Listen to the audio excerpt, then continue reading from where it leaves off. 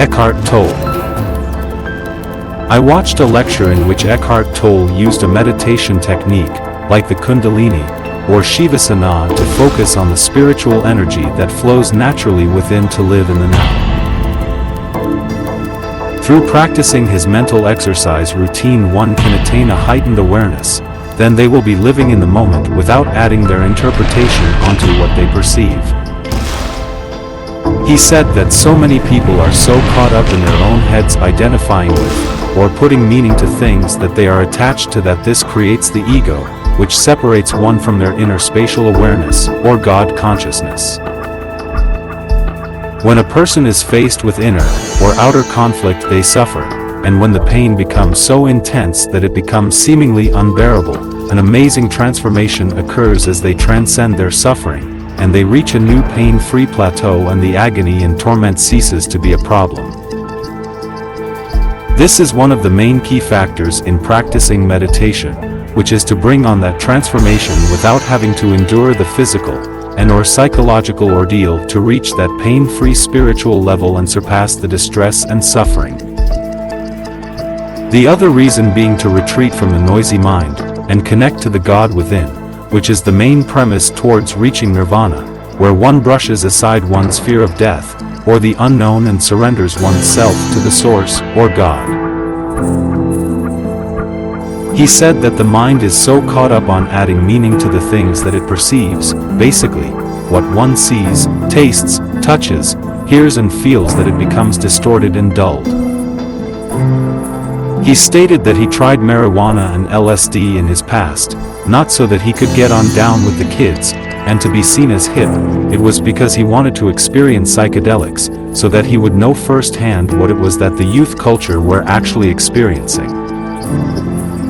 He said that with the drugs that his mind quietened at all the psychotropic activity, and with the heightened awareness this took precedence over its usual never-ending distractions like what one gets with meditation.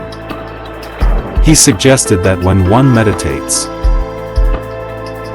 one must get comfortable and relax, then tune in and feel the spiritual energy that permeates your whole being, paying no attention to the inner thoughts that try to impede or distract your mind to keep you attached with what you identify with, be it your hopes, fears, regrets, or achievements. Once achieved, one will still the mind and go in between one's thoughts and drives, where one will feel a conscious presence that's beneath all of reality that ultimately you must connect with to retreat from your noisy mind or ego to live in the now. He ended with that when Buddha was asked if he believed in God, that silence was his answer. I think he was saying that through experiencing the conscious presence within that you will find God.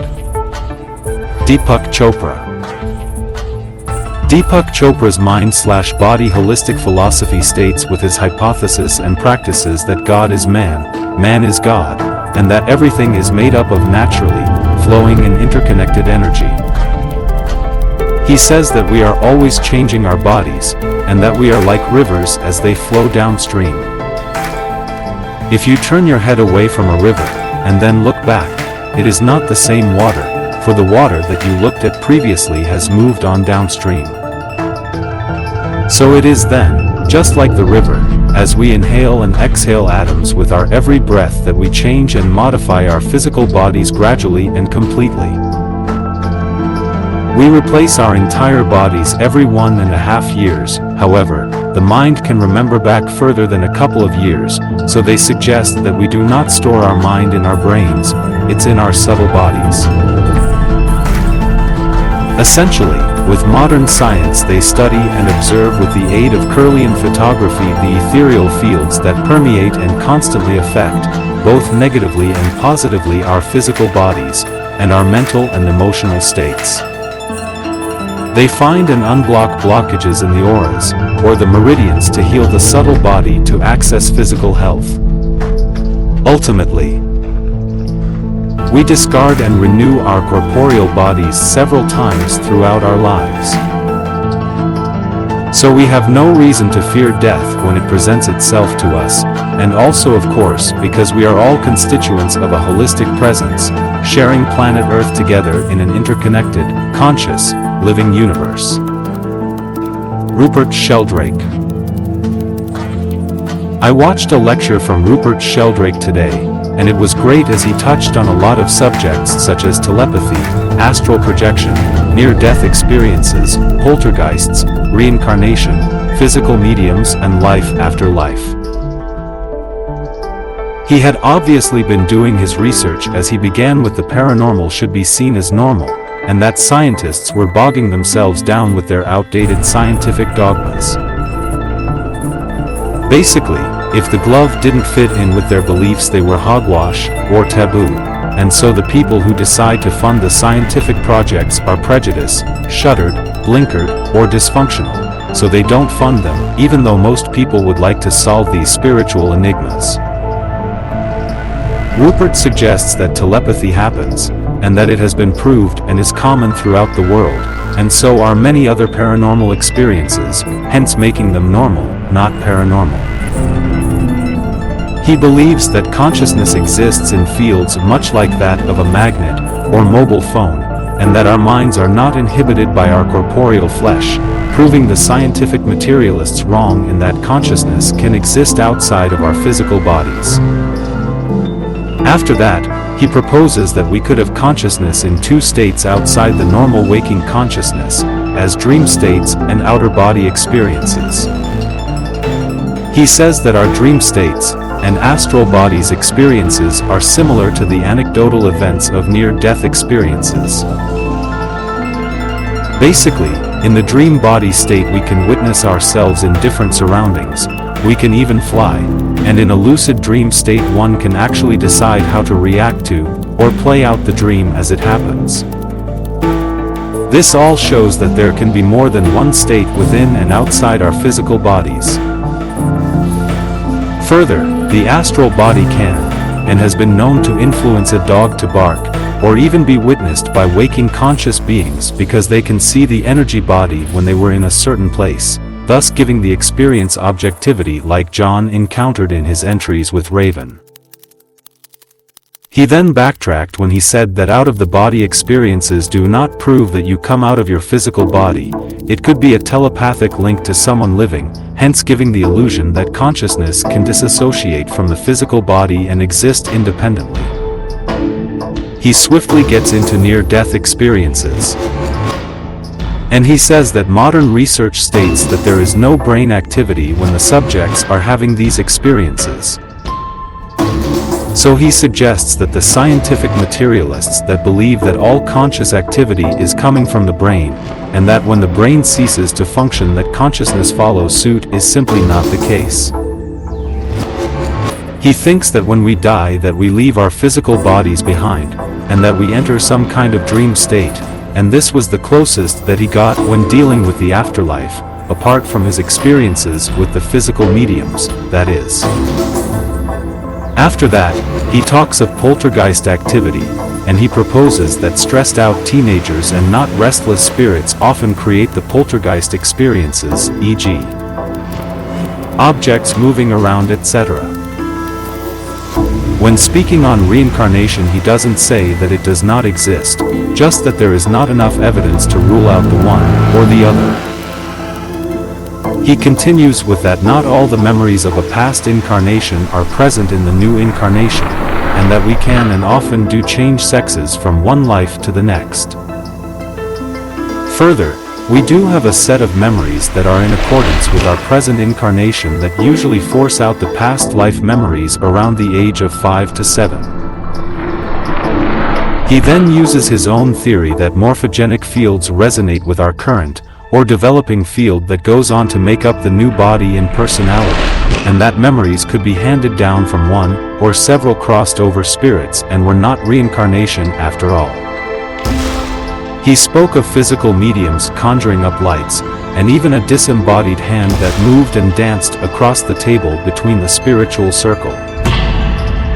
With the lights he thought that it was some trick played out with fishing rods and lines until they passed through the table, which is a solid object that was in front of him. And when he asked the spirit,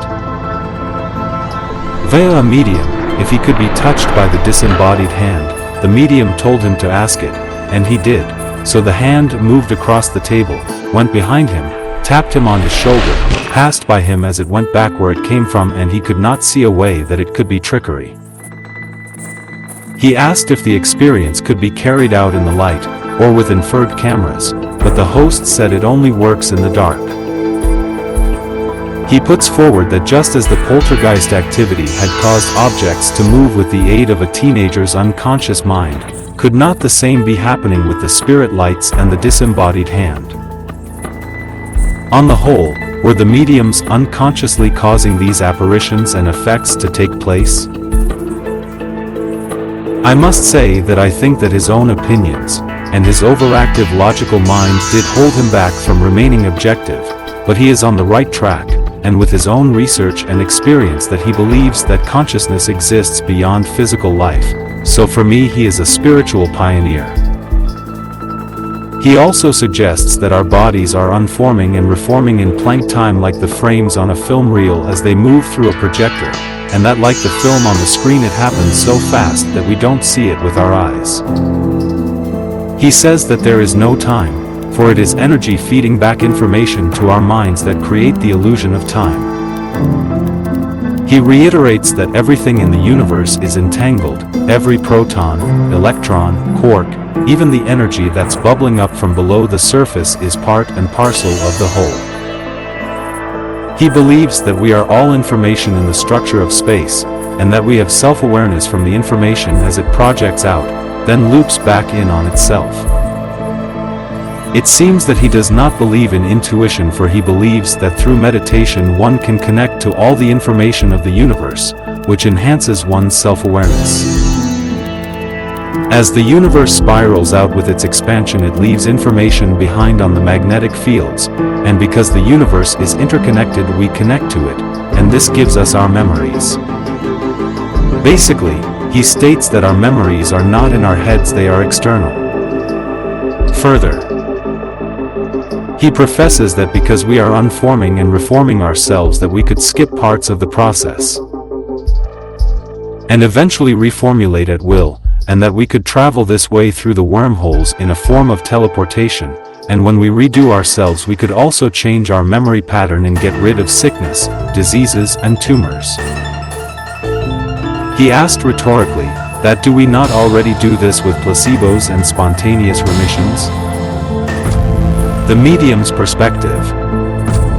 There is a popular book called The Afterlife Experiments that wrote about judging the authenticity in strict controlled laboratory experiments of the medium Susan Northrup. John Edward, George Anderson and James Van Praagh, and after reading and contemplating its contents one cannot have a healthy open mind, and not become a believer in their connection, or interaction with the afterlife, for the scientist was meticulous and strictly scientific in his studies. In the book A Scientist, Gary Schwartz Ph.D., the author of the book, set up an experiment where a wall divided a room into two compartments. The sitter sat on one side of the wall and the medium on the other side.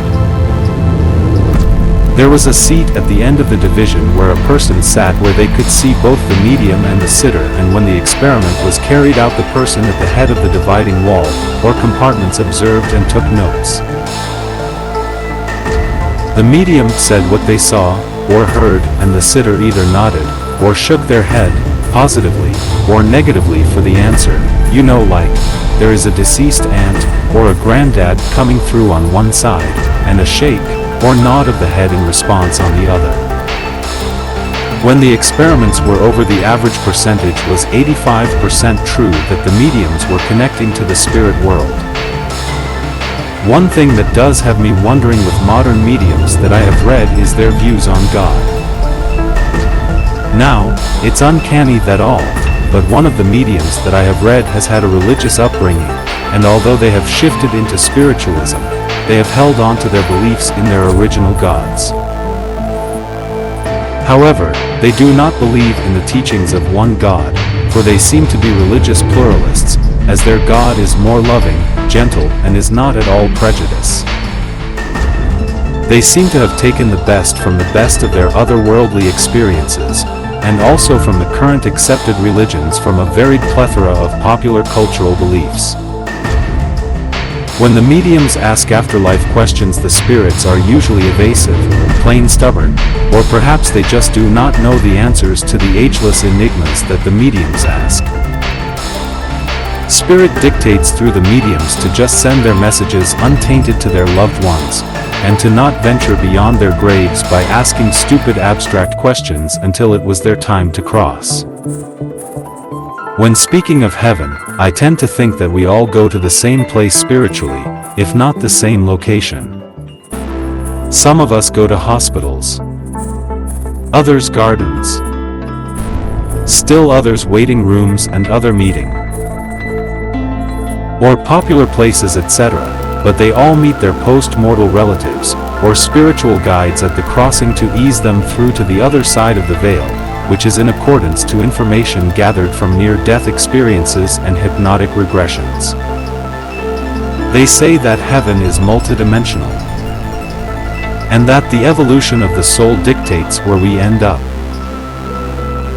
So perhaps the way that we choose to live our lives socially and morally on the earth, along with our final mental state, and with the knowledge and wisdom that we have picked up along the way, are the key to our appropriate level when we reach heaven. After we have resided in the astral planes for a while, and have orientated ourselves, we go to the Summerland, and that is the place that Swedenborg called the bright side of heaven. The essence of life is to find within humanity the love of God, and to love our neighbors, and then after death, eventually one gets to go to the Summerland. However, if you love yourself and the material world, you go to the Winterland, and this is what just about every medium thinks since Swedenborg laid the map of the afterlife, and coined the name in the 18th century. The Winterland is in the complete opposite position from the Summerland, and it can also be called, as everybody knows, hell. Now, mass murderers, psychopaths, egocentric people and control freaks all go to their personal hell, and it can be, and often is, a temporary place in which the demon spirits occupy, or taunt the lost souls until they awake to the fact that the Summerland in heaven is really where it's at. Exit points. There is a medium called Lisa Williams that writes in one of her books that we make a life contract in the light with spirit before we come down into our new earthly life, and that it has our life's plan, and even the time of our inevitable death written onto it. She claims that she gets this information through channeling a higher being. She writes that we have the day of our deaths in our subconscious, and that we can see it if we delve deep enough with meditation, being hypnotized, or with our spirit guides. She goes on to write that we sort out all of our loose ends and tidy things that need tidying before we cross. Even suicides are planned, and this is because they had a short contract. Also, they can cross in an early exit, so as to teach others how to feel helpless, and have a feeling of disempowerment at not being able to change the terminal outcome of the fatality. It could also be seen as karma for them to let go and to cope with the loss of losing a loved one. She goes on to write that those in spirit are around you however you meet your fate, and that they help and guide you with the transition when it is your time to pass, be it natural, accidental, or suicidal. She writes that fatal accidents, according to her, are all planned. Apparently the spirit guides are there waiting just before the collision to lift the soul out of the body to avoid the pain, or suffering that comes with a painful death, like Warren Beatty in the film Heaven Can Wait. Only they know. If it's going to be a fatal, or a near miss, not like the film where they guessed, and they got it wrong because they overlooked that he was in a tip-top physical condition, and he would have been astute enough to be aware of the danger and dodge the fatal collision, avoiding his death. I think that perhaps many exit points could be more probable because this would fit in with what others have written or said.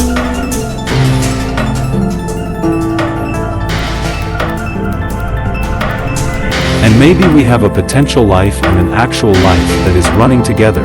The potential life could be the spiritual contract that we all make in the light, and the actual life could be the contract and us using our free will together as we meander through the path of life in the physical plane. In the many exit point hypotheses, one could choose to commit the act of suicide and the spirits would be there waiting to give assistance. And then at the last minute one changes one's mind, or the soul chooses another exit point, and wants to sort out their problems on the earthly plane this time instead. So, one keeps living, and the spirits can call in a false alarm, then they can get on doing whatever it was that they were doing before they were summoned to deal with the potential death. A glimpse of the afterlife. I recently saw on the television, Eben Alexander talking about his near-death experience that he wrote about in his 2 books, of which I have read both and enjoyed. In a nutshell, he was in hospital in a deep coma suffering from bacterial meningitis, brain dead when he left his body. At first he was in a murky, muddy, foamy place with only his awareness, and he had a sense of timelessness, formlessness, and had no memory of his mortal life, or who he was. He said that after a time he saw a light come toward him playing a melody, and as it got closer it began to expand. Then it tore open a porthole, which he went through, and he was transported into a beautiful setting that was full of valleys, lakes, and butterflies, while above him, he could see a chorus of angels. He saw brightly lit orbs, and he witnessed God, of which he renamed Om, or it. Om, being because that was the sound, or the tune that was emanating from it, and I say it and not he because Eben said that it was beyond gender. He then said that he meditates now that he is back from that realm to still the mind, and reconnect with the light. Basically, heaven is not up there, but all around us in a subtler dimension. Ultimately, he said Om was God, and that the true meaning, or goal in life was to connect with it through meditation. Between lives. There have been between-life experiments by respectable past life regression hypnotists, such as Dolores Cannon, Michael Newton, and Andrew Tomlinson. The former has been carrying out experiments with the aid of hypnotism since the mid-70s, the other two, the 90s and the noughties. They have regressed subjects, and they have shifted them into the soul mind, that place that is in between life and death amid incarnations. The subjects from this superconscious state explain that they, and our physical karma is a learning ground as we progress toward the Creator. We choose with the powers that be the best paths to balance out our karma to reach perfection.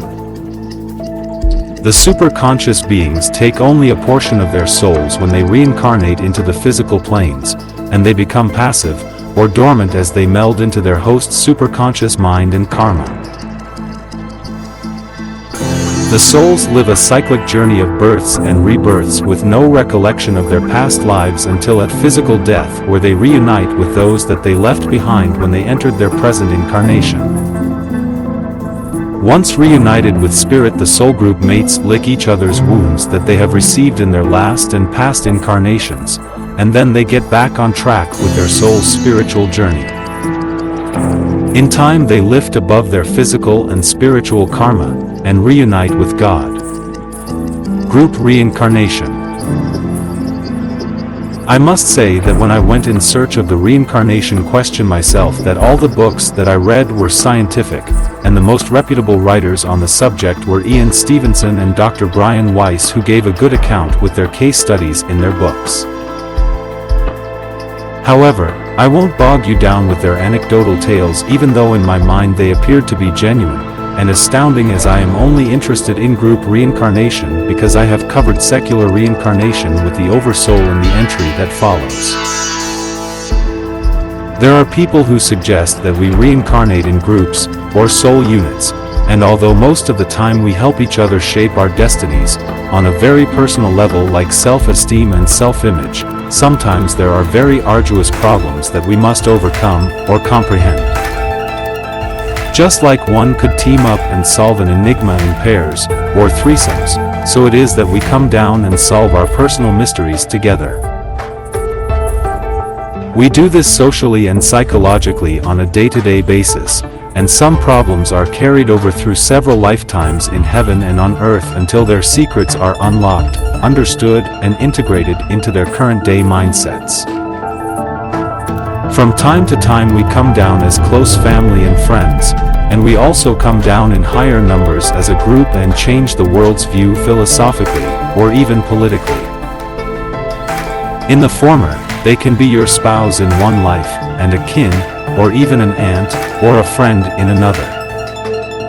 In the latter they could be, let's say the Bloomsbury Group, or a group of writers like Blake, Byron, Godwin, Keats, Percy, Mary Shelley, Wordsworth and Associates, or the Neoplatonists, or their German Romantic counterparts, or even in America in the 18th century with the likes of Alcott, Emerson, Hawthorne and Thoreau, with the Concord Circle, who were responsible for some of the most influential writings in America. All of them had far memories of each other from other lives together, and they felt as if their friendships were like that of old souls that were together once again, and they called their experiences transcendentalism. Ultimately, there is Arthur Gurdon and his research, only this time they were all Cathars from the 13th century who had died as martyrs for the Gnostics' primal Christianity. They were also together again as friends in the American Civil War as well as their present life. Let us now turn to an updated, yet traditional theosophy called the Oversoul. However, I must write that the Oversoul is not a fact. It is a loosely based concept penned by the ancient Eastern religious philosophers and in the West by the philosophers such as Plato, Plutarch and Neoplatonists Plotinus and Proclus. The Oversoul.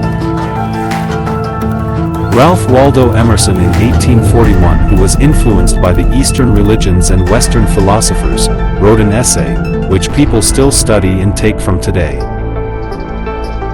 I need not mention Blavatsky with her integration of the Oriental and Occidental theosophy, philosophy and science that was the main inspiration for the New Age movement in the 1990s, almost 100 years after her death. Nowadays, some see it as a collective indivisible soul of which all individual souls, or identities, come from and go to in between physical incarnations. Others like Mira Kelly have an interesting view. The Oversoul for her is like a metaphysical mother ship that breaks off fragments of itself that become our higher selves. The higher self then fragments into a multiplicity of souls that come down to earth to live in sequential, or parallel lives.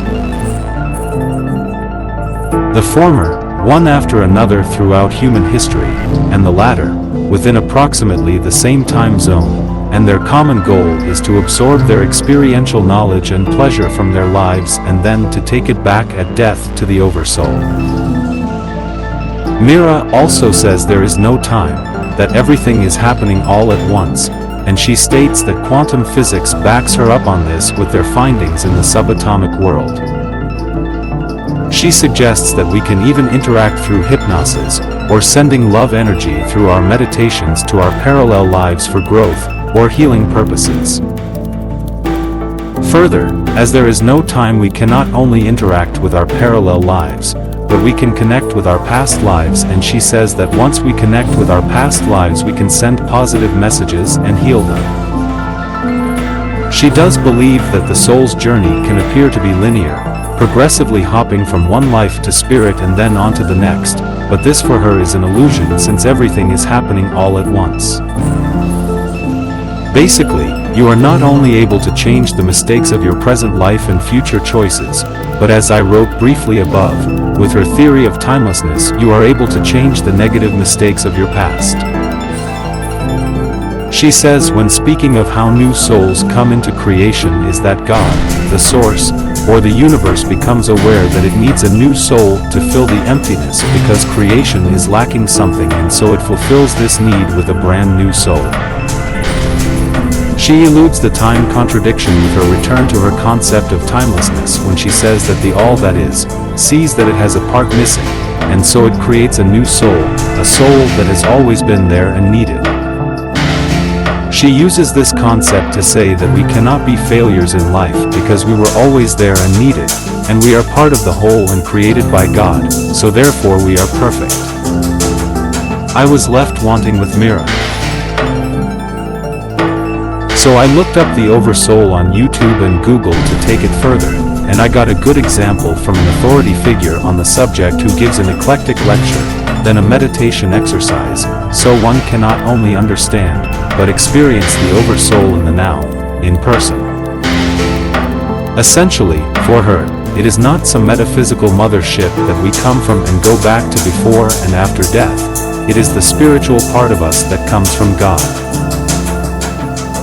She says that God is like the ultimate Oversoul, which gives off unique parts of itself in the form of sparks, and they form a diversity of individual Oversouls, which eventually fragment and descend in a pyramidal fashion, down the stages from God, to spirits, then humans. One can be in union with the Oversoul through meditation, and she demonstrates this by asking her viewers to meditate with her. She asks of her audience to breathe in, hold and then let go of their breath 3 times sequentially. After that she gets them to align their physical, emotional and mental parts of themselves by focusing on these 3 faculties sequentially, and then simultaneously. Next, she ceases all their thoughts, as she gets them to gaze into her eyes, and she says that once this has been achieved one is in union with their God consciousness, or the Oversoul. The New Earth Hypothesis. I have been studying the Lion's Gate portal, and the ascension from the 3rd to the 5th dimension, which is a higher consciousness that can be found at 144 kHz that they suggest is the frequency of the new Earth that is to come. They go on to say that we should raise our consciousness up to the aforementioned level, at first individually, and then collectively, so we can change the planet's vibration as we resonate with it through meditation. Basically, if we can achieve this, then we can heal not only ourselves, but also the world. Fundamentally, they think that we get spiritual messages annually via our sun, and on the 8th of August, they say that when we get the new moon and Leo aligns, that the 2 stars Sirius, and our sun that are of a higher dimension are going to rise and that we will be imbued with cosmic energy. In effect it will be a Christian-type transfiguration that occurs globally that will connect us to our higher selves and God. Apparently, we are going to get energy for our spiritual advancement, and that, if we meditate, that this will amplify the positive spiritual energy that higher beings from the constellation of Sirius are giving us. Those that believe in the Lion's Gate portal practice meditation to unblock their energy, which connects them to their higher self, or God, and they use various meditation exercises full of positive affirmations to aid with spiritual development to help them to gain secular prosperity. They also use divinity such as astrology, the tarot, the I Ching and numerology as triggers to assist them to follow the signs to help them to walk the correct spiritual path and to be prepared when the time arrives to connect with God and reach the new earth, or a spiritual ascension. I also watched a couple called Eldora and Simon that profess that Simon gets messages from his music that comes from Sirius via the sun. He says the information tells him to tell us to tune into our heart chakras. Disassociate with the people that we do not truly connect with, cut the intake of pollution in our bodies and to always choose to be healthy with the products that we buy, like the food we eat, cigarettes and the consumption of alcohol, for this can have a life-changing effect. He passes this information on in what they called ceremonial love-making that he performs with Eldora, and subsequently they create podcasts and put them on YouTube to help with the Earth's ascension. Another site they said to look up was called the House of Ra, which they said has spiritual knowledge for us all to see, gain and then share. So I took a peek, and primarily they are an amalgamation of past and present philosophies, mythologies, religions and science throughout the world, who are essentially saying that, if we are at the right level of consciousness, that we can know the love of God, our beloved friend, and that through this love we can all embrace life, death, and the hereafter. The flashlight. Science is holding the flashlight into the deep fog as we take one step at a time into deep reality, as physicists prove the existence of two-dimensional particles called anyons that gave us an early view of a third kingdom of quasi-particles that only arise in two dimensions. After decades of exploration in nature's smallest domains, physicists are finally finding evidence that anyons exist. They were first predicted by the theorists in the 1980s. These particle-like objects only arise in realms confined to two dimensions, and then only under certain circumstances like temperatures near absolute zero and in the presence of a strong magnetic field. Physicists sent an electron gas through a teeny-tiny particle collider to tease out weird behaviors, especially fractional electric chargers that only arise if anyons are around, which proves the existence of multi-dimensions and that our four-dimensional playpen has more than four dimensions. The second confirmation came when a group of Purdue University students in Indiana used an experimental setup on an etched chip that screened out interactions that might obscure the anyons' behavior. The known universe is believed to contain only two varieties of elementary particles. One is fermions, which includes electrons, protons, neutrons, and the quarks that form them. Fermions keep to themselves. No two can exist in the same quantum state simultaneously. If these particles did not have this property, all matter would collapse to a single point, as it's because of fermions that solid matter exists.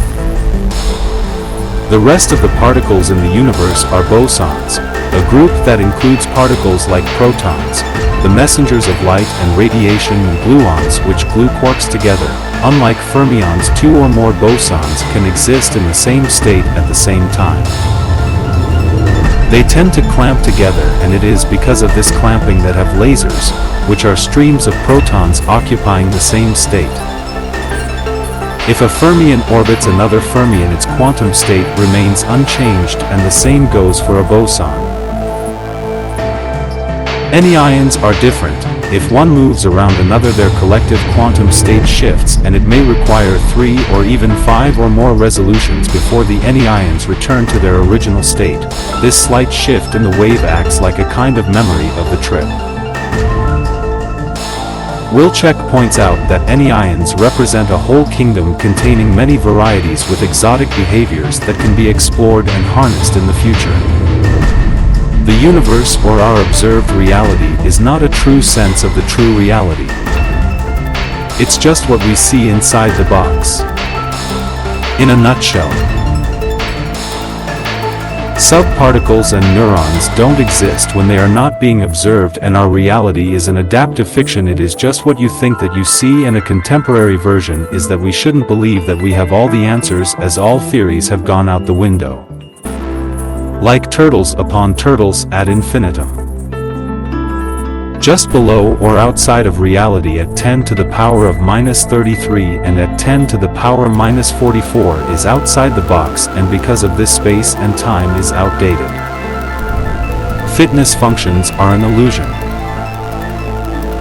Signals, evolutionary game theory, data structure, fitness functions, and payoffs are all a figment of our imagination as organisms see what they create. Everything we know is an illusion. Space and time are not fundamental. It's an interface created from our perceptions. There is one conscious agent, a timeless being that precedes conscious thought. It probably learns about itself from its projections to transcend our reality. God has no name, and it's in the act of being. It creates the data structure and all the above, so that we can communicate, compete, and love. Nothing is obvious. We can only speculate if there is some deeper meaning to life. We must have a deeper theory that space and time, because is not fundamental. Most things are outside of the interface. Everything is an artifact of the interface. People try to see outside the box, but everything is symbolic when looking out from within the interface. Humans are portals that we create. and we create what we see.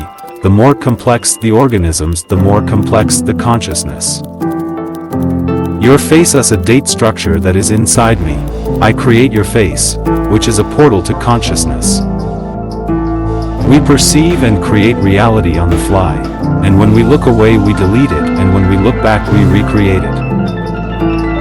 When two consciousnesses interact, it's a conscious agent. Consciousness is more fundamental than space and time. However, consciousness is real. We communicate through portals or human vessels through space and time, and it is all an illusion. The act of indication is an act of fact creation. We create our reality. We are attached to space and time, but it's all a product of our observation and assumptions. Evolutionary theory is rewritten for in the end. There is no competition because in the end we are all part of one ultimate consciousness, or God. Consciousness creates space and time as a data structure. Conscious experiences are feelings, not reality. We feel and then assume that they exist and then they appear. Space and time is a tool that is a dead end, as there are structures beyond space and time. You cannot expand your assumptions, you just feel it. Conscious experience exists. Consciousness permeates all matter. There is countless consciousness that are synonymous, diverse or adverse from each other. Humanity is but a drop in an ocean. The first assumption is that conscious agents exist. The second assumption is that they affect each other. Consciousness is fundamental. Infinite consciousness has no content. It's formless, and through the act of being it creates reality. Consciousness creates our brains. It's not the other way around. There is no theory of everything, just different perspectives that are forever changing as the nihilists dictate. How we experience chocolate to be delicious, we simply don't know. Language is an interface to the truth, but it is ambiguous. We can't explain how formlessness can create the taste of chocolate. There is no self, just a notion of self. We are extensions of a deeper being that projects the portals, so as it can love, compete and communicate as consciousness tries to work itself out. God is trying to become self-aware. You can't get consciousness from machine or matter, as you can't boot up consciousness from a physical system. There is no physical dynamics. We can adjust our brains with psychedelics and see a different reality by opening a new portal. We create new portals when we procreate or have kids. We are portals of God. Psychedelics tweak the portals, and we see different realities. How our thoughts arrive, they don't know, and space and time is just our perception, not our reality. Mathematics can explain spiritual wisdom clearly. Everything is a matrix that consciousness creates that is a simulation according to simulation theory, but what does it emulate? There is nothing behind our vision but a presence that is just being. Nietzsche said, if you gaze long enough into the abyss, that the abyss stares back at you. Space and time is not fundamental. It's useful for our reality, but not in our sub-reality. Scientists are searching for what lies beyond space and time because it's doomed. It is not wrong, it's just not right, as it is not fundamental, but it's a useful tool, like the periodic table is good for chemistry, but not deep reality. Incompleteness theory says that consciousness immerses itself in the headset, and it detaches itself from the game of life and death. There are numerous consciousnesses. Human consciousness is just a drop in the ocean, in which we are all constituents of the whole. We create our reality with probability spaces and conscious agents or portals. However, there are only experiences. There is no self, just conscious entities and conscious agents that are a conscious interface that are extensions of the whole having a holographic experience. At death we remove the virtual reality headset and reconnect with consciousness or the source. We assume reality. Consciousness is fundamental. It's the only reality. Our brains are what consciousness makes up, and even neutrons don't exist. There is an infinite variety of consciousness with different realities. Consciousness creates space and time, and infinite consciousness transcends any content. It is beyond reality, for its consciousness that creates reality. Reality comes from non-space and time, that is the true nature of reality. A conscious realist approach, not anti-realism, is that space and time is only in our perceptions. Life is ephemeral. We create our reality like a virtual reality emulation, and we all see our versions of reality, and reality only happens while we look at it. Spiritual wisdom is key to insight, and it's the key to reality. Consciousness is fundamental to reality, as what we see is what we make of it, as we create and delete our reality on the fly. Things are ephemeral, and we are the authors of reality. Consciousness doesn't die, as it's outside of time and space, and we live in a simulation, and the simulation can't create consciousness, so consciousness is fundamental and infinite. In front of our eyes is the simulation, but there is nothing behind us. There is nothing but a presence. It's pure consciousness. So all wars, fighting, etc. is all gone when we take off the headset, and everything is pointless. All the attachments to the interface are irrelevant. Only now is important in one's conscious reality. We are all either lost or playing the game, but what lays beyond the game or the interface of reality? The act of observation creates a fact creation. We create our reality. Basically, we are not in space and time. We are only attached to reality. We give it all up when we die. But we don't die, we just detach from the interface. We are the authors of space and time. The only limits in life are our imagination. The universe is trying to figure out reality through us, as it talks to itself as it creates. Consciousness gets lost in the headset, and through life it wakes up to what it is not on its karmic journey from youth to old age.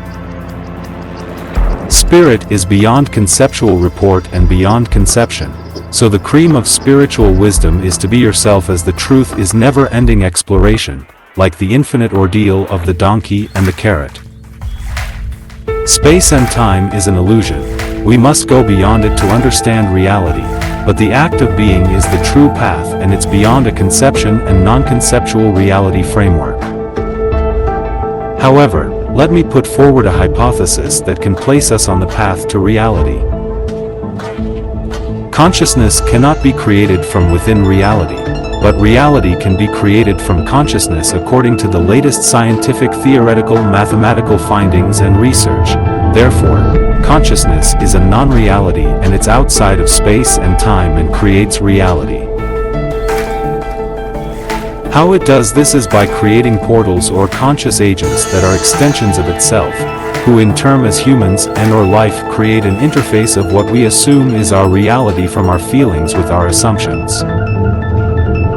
Basically, God creates our realities through us, or in short, God creates life and life creates reality, which is a simulation from an interface, so it's a virtual reality, but what does it emulate? What sciences don't understand is why, not how. And it is because through us conscious agents that the simulation is created, and we take our experiences along with our environment of the simulation with us in the light at physical death, and ultimately we self-actualize God's peak potential. That being a reality where the spirit and the flesh are one, and God becomes a living entity through our recognition of its existence and its awesomeness. And it awakes and stops being a transpersonal entity and becomes a conscious being or entity, and together we all create from all of our joint experiences and environments eternal matter, which completes the journey from God's precognitive dream experience into existence. What we imagine God provides. God's creation is pure energy and matter and can be seen as a dream or its imagination. And if we use our imagination or faith and hope and resonate with God's true desire, we all get to go home at the end of the play just the way our good God imagined and intended.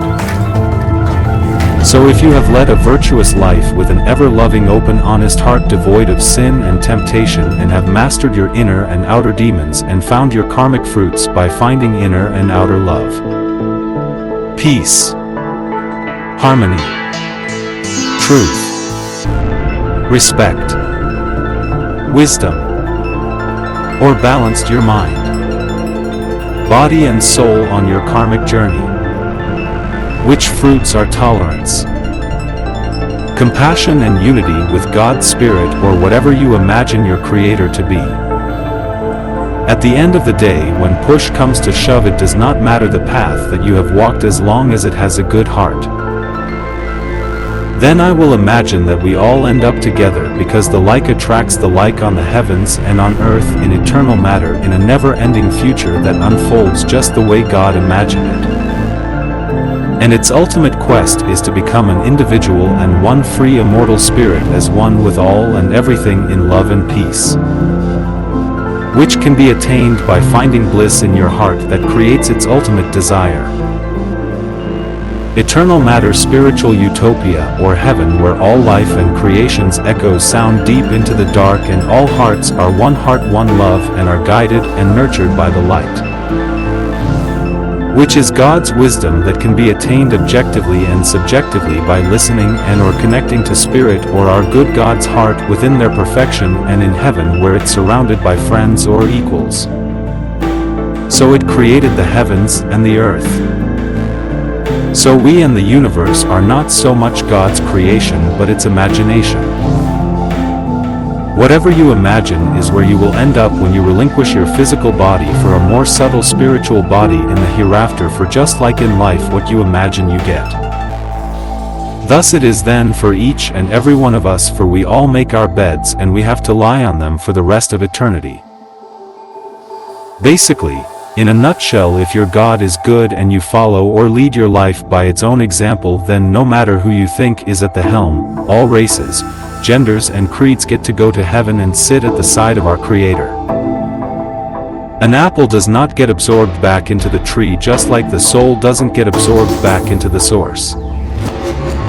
The apple falls from the branch where it becomes a tree in an infinite orchard, and the soul leaves the spirit and the flesh behind and becomes a God in an infinite paradise. A home from home. Even though your spirit it's an abstract, it can and does influence the physical dimensions, like a poltergeist knocking over a table or changing channels on the TV or radio. The same can be said when any ions interact and collide or influence physical subatomic particles, clearly showing a dualism of two dimensions, which for me proves the existence of heaven or both the spirit and the flesh. The higher self remembers, but the lower self does not. The former is the game player and the latter is the character in the game. Lara Croft can get the feeling that there is a monster lurking around the corner in wait from a previous incarnation, and so she avoids it, and this is how we go from one life to the next. People do not come down from one life to the next with new lives and with a blank sheet, because they would learn nothing from this kind of scenario. People who do remember their past lives as different people are not remembering themselves as different characters. They and we are all part of God, who is the ultimate game player, playing the whole game, so therefore they are witnessing what God perceives, or the characters that He has played. If we do not reincarnate as different people from one life to the next, then what about the birthmarks that are said and proved to correlate from fatal wounds of a previous life?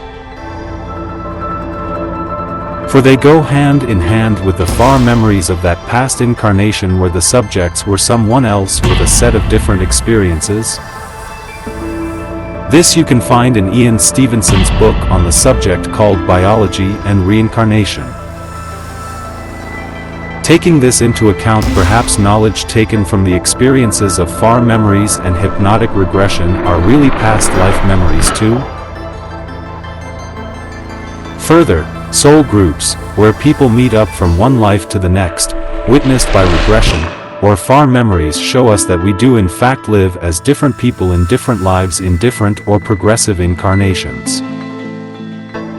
Perhaps we overcome the blank sheet scenario by listening to our intuition, which is coming from the higher self and making decisions based on those feelings with our free will, which gives us an active progression.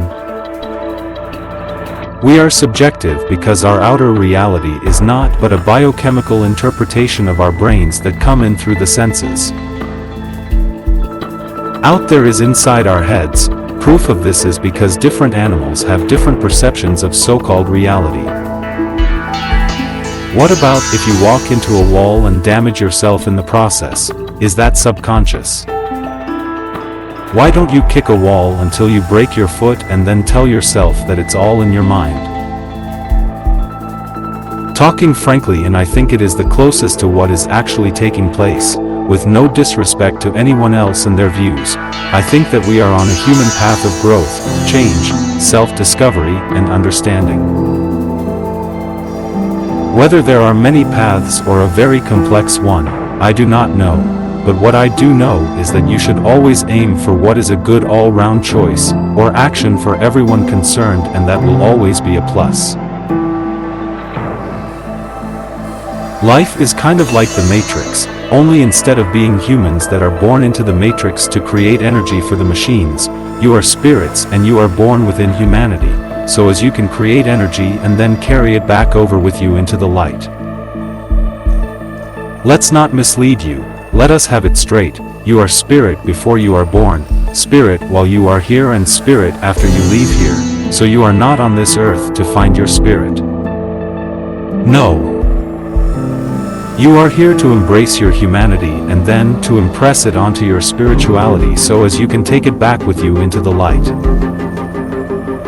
For we all ultimately create eternal matter and spiritual utopia, for we will have the perfect life taken from the simulation experiences that self-actualize God's peak potential, where the spirit and the flesh is realized and we no longer have to come down, and that's our one goal. Upon this being realized, we become individual and one free immortal spirits as one with all and everything, and we live happily ever after.